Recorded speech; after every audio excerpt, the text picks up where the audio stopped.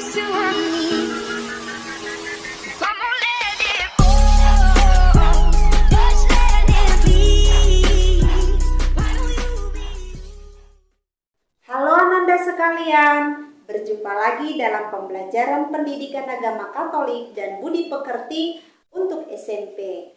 Bagaimana kabar Ananda sekalian di rumah? Pem berharap semuanya Ananda dalam keadaan sehat dan tetap semangat mengikuti PJJ kita dari rumah. Nah, sebelum kita mendalami materi kita hari ini, terlebih dahulu kita ambil sikap hening sejenak, kita berdoa. Dalam nama Bapa dan Putra dan Roh Kudus, amin. Tuhan Yesus Kristus, Engkau telah memanggil kami untuk menjadi utusan-Mu. Bantulah dan dampingilah kami, agar kami sanggup melaksanakan tugas perutusan mewartakan Injil, sehingga hidup kami dapat menjadi pelita dan berkat bagi sesama. Demi keluhuran nama-Mu, kini dan sepanjang masa. Amin. Dalam nama Bapa dan Putra dan Roh Kudus, amin. Setelah kita membuka pembelajaran kita dengan doa pembukaan, kita akan mendalami materi kita hari ini dan judul kita adalah melaksanakan tugas perutusan sebagai murid Yesus. Adapun kompetensi dasar kita 3.3, memahami panggilan dan perutusan Yesus Kristus kepada murid-muridnya pada zaman sekarang demi mewujudkan kerajaan Allah. Dan indikator pencapaian hasil belajar pada akhir pembelajaran diharapkan siswa mampu yang pertama menjelaskan pengalaman dan perasaan diutus melaksanakan suatu tugas. Yang kedua, menjelaskan makna tugas pengutusan Yesus kepada murid-muridnya menurut kitab suci. Yang ketiga, menjelaskan sikap-sikap yang perlu dimiliki para murid Yesus dalam melaksanakan tugas perutusan. Dan yang keempat, mewujudkan tugas perutusan murid Yesus dalam kehidupan sehari-hari. Ananda sekalian, minggu yang lalu kita sudah mendalami materi kita, cara hidup murid Yesus. Dan kita akan melanjutkan materi kita, yakni melaksanakan tugas perutusan sebagai murid Yesus. Untuk lebih mendalami pengalaman melaksanakan tugas sebagai utusan, mari kita simak kisah Simon orang Zelot yang disunting dari buku Kegilaan Orang-orang Galilea oleh Surip Stanislaus OFM Kapusin. Simon dijuluki orang Zelot dan orang Kanaan. Julukan orang Kanaan berkaitan dengan kata Yunani Kananios dan kata kerja Aram Kana yang berarti mengikuti dengan giat. Sedangkan sebutan orang Zelot berkaitan dengan kata Yunani zelotes atau zelente yang berarti mempertahankan dengan gigih. Kegigihan itu selaras dengan karakter Simon yang sebelum menjadi murid Yesus termasuk salah seorang dari kelompok kaum Zelot. Watak kepribadian dan semangatnya tetap sama dan berapi-api, namun arah dan sasaran perjuangannya diselaraskan dengan perjuangan Yesus. Sebab sebelum menjadi murid Yesus, perjuangan Simon sangat bertolak belakang dengan perjuangan Yesus. Alexander Bruce dalam bukunya The Training of the 12 menulis, bekas anggota partai Zelot itu mengalami kejadian yang luar biasa di antara para murid Yesus. Tidak ada orang lain seperti Simon dan Yesus yang dalam semangat, tujuan dan cara hidup mereka sangat berbeda. Yang seorang adalah politikus yang tidak pernah mundur berjuang mengusir penjajah. Yang lain mengajak agar bangsa yang dijajah itu tunduk di bawah penjajahan dan memberikan kepada kaisar apa yang menjadi haknya. Yang pertama mau memulihkan kerajaan Israel dengan semboyan, kami tidak memiliki Tuhan selain Allah saja. Yang kedua, mau mendirikan kerajaan yang bukan bersifat nasional tetapi universal, yang bukan dari dunia ini tetapi semata-mata rohani. Yang satu memakai senjata perang duniawi, pedang dan belati, yang lain mengandalkan kekuatan kebenaran yang lembut tetapi maha kuasa. Simon mewartakan Injil di Mesir, Afrika, Britania Raya, dan Persia. Fanatisme dan mati-matian membela kemurnian ras dan agama telah menjadi tekad perjuangan Simon orang Zelot. Semangat itu kiranya yang ia warisi dari kaumnya dan bekal berharga dalam mengikuti Yesus. Ia gampang akrab dalam ambil bagian meneruskan misi Yesus yang berjuang untuk mewujudkan kerajaan Allah. Ia mati-matian memperjuangkan kasih, keadilan, dan damai sampai mati. Ia mati sebagai martir tahun 107 waktu pemerintahan Kaisar Trajanus dan relikwinya disimpan di bawah altar penyalipan di Basilika Santo Petrus, Roma. Pestanya dirayakan setiap tanggal 28 Oktober. Ananda sekalian, seseorang yang terpilih menjadi utusan biasanya akan muncul perasaan bangga, perasaan dihargai atau dihormati. Tetapi ada juga kemungkinan seseorang menolak karena merasa berat, merasa tidak mampu, merasa tidak percaya diri, takut akan mengalami kegagalan, dan sebagainya. Dari pihak yang mengutus, dalam menetapkan utusan, tentu saja sudah memiliki pertimbangan-pertimbangan tertentu. Misalnya, karena sudah mengenal pribadi dan kemampuan orang yang diutusnya, sehingga orang yang mengutusnya menaruh kepercayaan yang besar terhadap orang yang diutusnya. Namun dari pihak orang yang diutusnya mau menerima tugasnya karena dia memiliki keyakinan bahwa orang yang mengutusnya akan selalu membantu, mendampingi, dan menjamin dirinya ketika dia melaksanakan tugas tersebut. Ananda sekalian, setelah kita mendalami pengalaman melaksanakan tugas sebagai utusan, kita akan mendalami makna tugas perutusan murid Yesus. Untuk itu silakan Ananda di rumah buka kitab sucinya Matius 28 ayat 16 sampai dengan 20. Perintah memberitakan Injil. Dan ke-11 murid itu berangkat ke Galilea, ke bukit yang telah ditunjukkan Yesus kepada mereka. Ketika melihat dia, mereka menyembahnya, tetapi beberapa orang ragu-ragu. Yesus mendekati mereka dan berkata, "Kepadamu telah diberikan segala kuasa di surga dan di bumi. Karena itu pergilah, jadikanlah semua bangsa muridku, dan baptislah mereka dalam nama Bapa dan Anak dan Roh Kudus, dan ajarlah mereka melakukan segala sesuatu yang telah kuperintahkan kepadamu. Dan ketahuilah, aku menyertai kamu senantiasa sampai akhir zaman." Kemudian kita lihat selanjutnya Lukas 10 ayat 1 sampai dengan 12. Yesus mengutus 70 murid.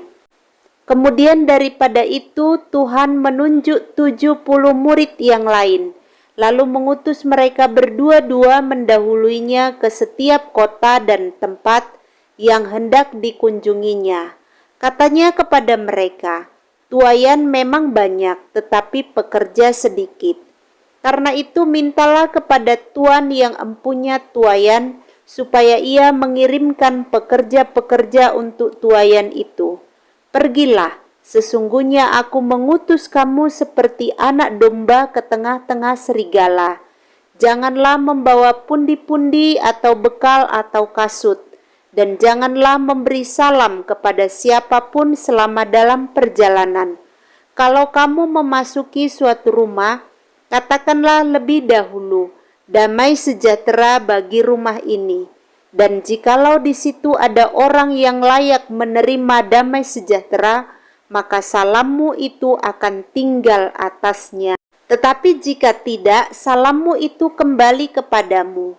Tinggallah dalam rumah itu. Makan dan minumlah apa yang diberikan orang kepadamu, sebab seorang pekerja patut mendapat upahnya. Janganlah berpindah-pindah rumah, dan jikalau kamu masuk ke dalam sebuah kota dan kamu diterima di situ, makanlah apa yang dihidangkan kepadamu, dan sembuhkanlah orang-orang sakit yang ada di situ, dan katakanlah kepada mereka, kerajaan Allah sudah dekat padamu.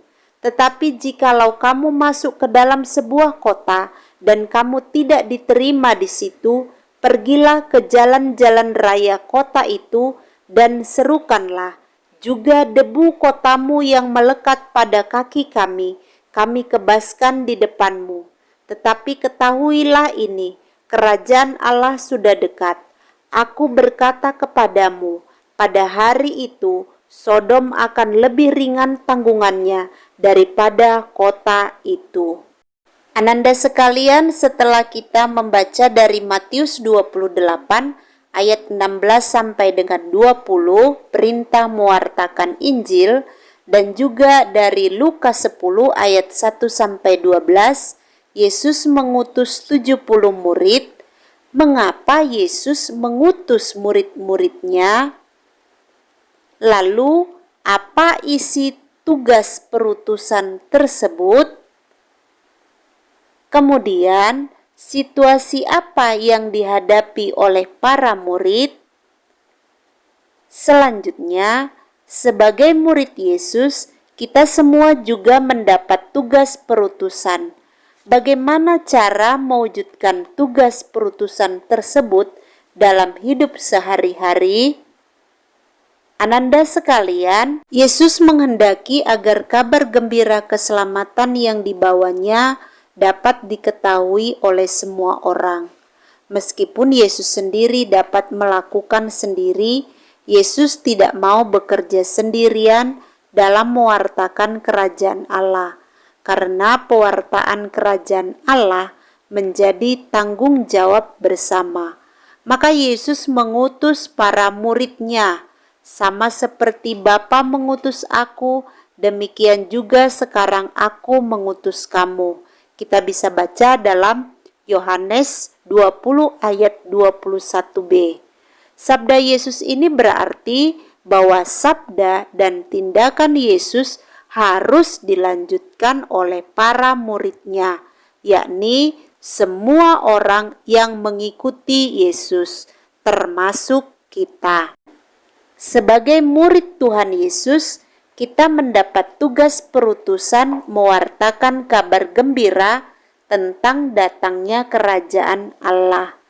Datangnya kerajaan Allah berarti datangnya kedamaian, kerukunan, persaudaraan, keadilan, dan cinta kasih. Kita menerima tugas perutusan sebagai murid Yesus berarti pertama-tama kita dipanggil untuk ambil bagian dalam tugas perutusan Yesus dari Allah Bapanya, yaitu mewartakan Injil tentang datangnya kerajaan Allah dengan kata dan perbuatan.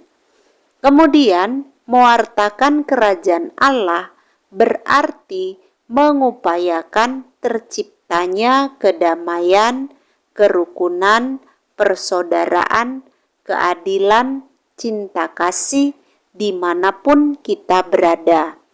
Betapapun kecilnya peran kita melaksanakannya sesuai dengan kasih karunia yang kita terima dari Tuhan, yaitu sesuai dengan talenta atau kemampuan yang kita miliki. Kemudian, dalam melaksanakan tugas perutusan itu, kita sadar akan tantangan dan juga hambatan yang akan kita jumpai. Namun karena Tuhan selalu menyertai kita, kita tidak perlu takut. Dan justru disitulah kita akan mengetahui seberapa besar nilai dan kualitas diri kita. Tugas perutusan yang kita terima dari Yesus mengandung risiko besar. Akan banyak tantangan dan hambatan, baik dari dalam diri kita sendiri maupun dari luar diri kita. Namun Yesus memberi jaminan bahwa Ia selalu menyertai kita. Artinya Yesus akan selalu menjaga dan menolong kita. Yesus juga memperingatkan kita supaya kita jangan takut. Kita bisa baca dari Matius 10 ayat 28.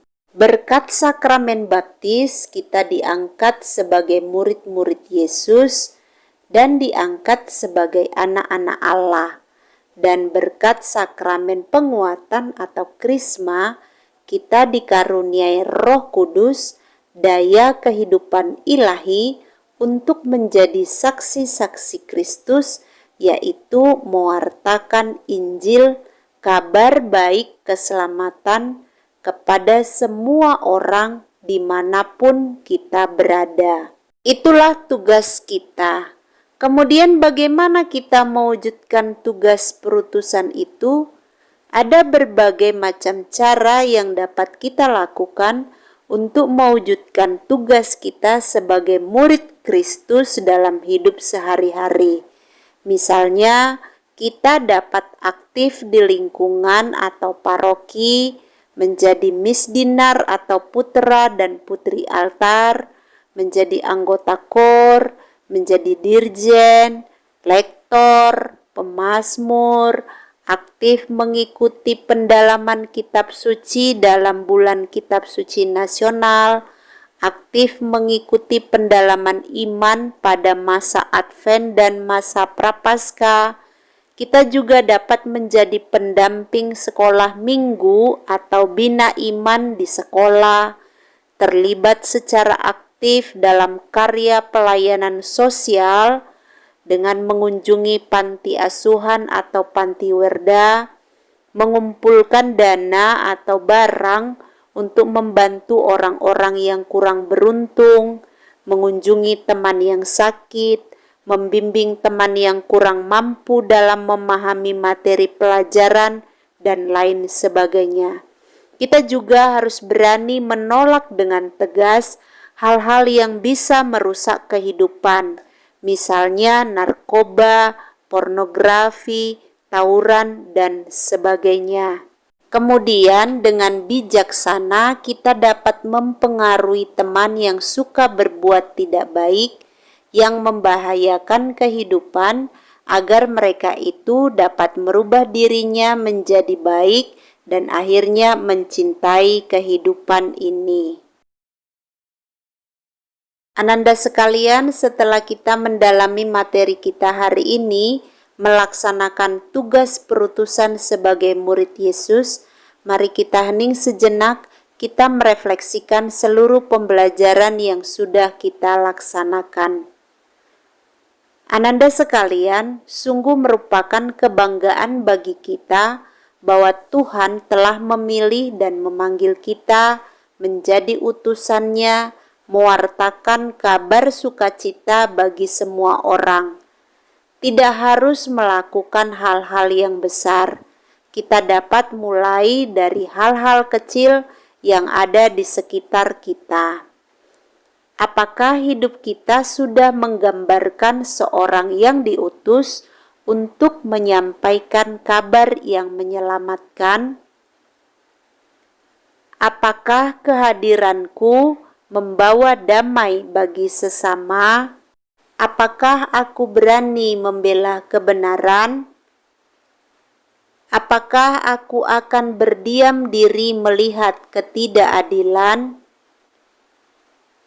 Lalu apakah aku mau terlibat dalam kehidupan menggereja? Untuk refleksi ini silakan Ananda buat dalam buku catatan, dibuat yang rapi dan tulisannya harus jelas sehingga dapat dibaca. Untuk menutup pembelajaran kita pada hari ini, mari kita siapkan hati kita berdoa. Dalam nama Bapa dan Putra dan Roh Kudus, amin. Tuhan Yesus, kami berterima kasih karena Engkau telah memanggil dan mengutus kami untuk menjadi pewarta kabar keselamatan. Bimbinglah dan dampingilah kami agar kami mampu menghadirkan karya keselamatan di tengah-tengah hidup keluarga, sekolah, dan masyarakat di sekitar kami. Terima kasih ya Tuhan, kami memuji dan meluhurkan nama-Mu kini dan sepanjang masa. Amin. Dalam nama Bapa dan Putra dan Roh Kudus. Amin. Demikian pembelajaran kita pada hari ini. Kita bertemu dalam pembelajaran kita minggu depan. Selamat belajar. Shalom.